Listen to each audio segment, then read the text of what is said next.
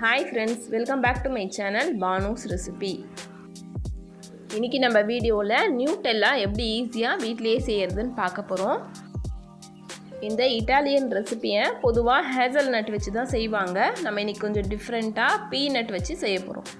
Bread சப்பாத்திலலாம் நம்ம jam apply பண்ணி சாப்பிடுவோம். அதுக்கு பதிலா நீங்க இந்த மாதிரி செஞ்சு பாருங்க. ரொம்ப ஹெல்தியாவும் டேஸ்டியாவும் இருக்கும். ரொம்ப கம்மியான இன்கிரிடியன்ட்ல ஒரு சூப்பரான ஸ்ப்ரெட் நம்ம இப்போ ரெடி பண்ண போகிறோம். வாங்க அதை இப்போ எப்படி செய்கிறதுன்னு பார்க்கலாம். நான் இங்கே ஒரு 1/4 கிலோ வேர்க்கடலையை நல்லா வறுத்துட்டு தோலெல்லாம் எடுத்து வச்சுருக்கேன். ஒரு 1/4 கிலோ சர்க்கரை இந்த மாதிரி பவுடர் பண்ணி வச்சுருக்கேன். கொக்கோ பவுடர் ஒரு 100 கிராம் எடுத்து வச்சுருக்கேன். ஒரு மிக்ஸி ஜாரில் இந்த வேர்க்கடலையை நம்ம போட்டுக்கலாம். இப்போ நம்ம இதை தண்ணி சேர்க்காமல் ட்ரை பவுடராக நல்லா அரைக்க போகிறோம்.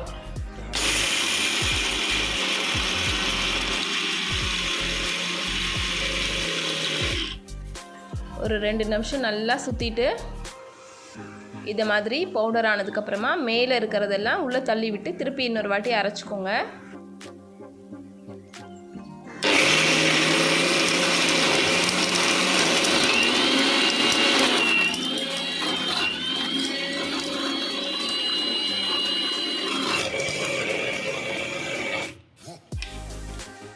பாருங்கள், நல்லா பவுடர் ஆகி இந்த மாதிரி எண்ணெய் பிரிய ஆரம்பிச்சிருக்கு. இந்த டைமில் நம்ம பவுடர் பண்ணி வச்சுருக்க சுகரை இது கூட சேர்த்துக்கலாம்.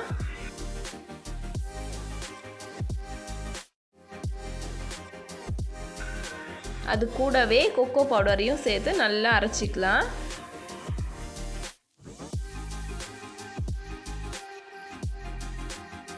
இப்போ நம்ம இது கூட ஒரு 2 ஸ்பூன் ஆலிவ் ஆயில் சேர்த்து நல்லா அரைக்க போகிறோம். இந்த ஆலிவ் ஆயிலோட சேர்ந்து இது நல்லா பேஸ்ட்டாக ரெடி ஆகிடும். பாருங்கள் எவ்வளோ சூப்பராக வந்திருக்கு. இந்த மாதிரி க்ரீமி டெக்ஸ்சர் இருந்தால் கரெக்டாக இருக்கும். இதை நம்ம ஃப்ரிட்ஜில் ஸ்டோர் பண்ணி 1 மந்த் வரைக்கும் வச்சு சாப்பிடலாம். சப்பாத்தி, பூரி, இட்லி எல்லாத்துக்குமே இது ரொம்ப சூப்பராக இருக்கும். நீங்களும் ட்ரை பண்ணி பாருங்கள். இந்த ரெசிபி உங்களுக்கு பிடிச்சிருந்தா லைக் பண்ணுங்கள், ஷேர் பண்ணுங்கள், கமெண்ட் பண்ணுங்கள். என்னுடைய சேனலை மறக்காமல் சப்ஸ்கிரைப் பண்ணி பக்கத்தில் இருக்க பெல் ஐக்கானை ப்ரெஸ் பண்ணிக்கோங்க. இதே மாதிரி இன்ட்ரெஸ்டிங்கான இன்னொரு வீடியோவில் உங்களை மீட் பண்ணுறேன். அது வரைக்கும் பாய், டேக் கேர்.